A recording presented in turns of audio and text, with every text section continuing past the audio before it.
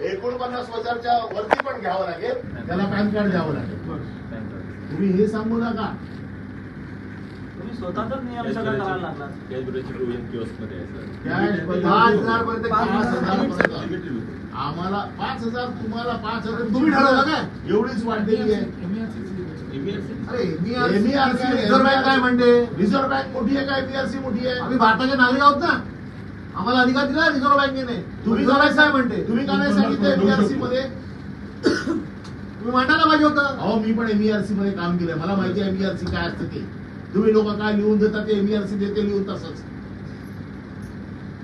जेव्हा मला रिझर्व्ह बँकेने 49,000 पर्यंत कॅश अलाउड केलेली आहे आणि त्याच्या वरती जर भरायची असेल तर मला पॅन कार्ड द्यावं लागतं. हे काय रिझर्व्ह बँकेत काम करणारे रिझर्व्ह बँकेचे आम्हाला माहित नाही काय ते. मग कशाला 5,000ची लिमिट ठेवले?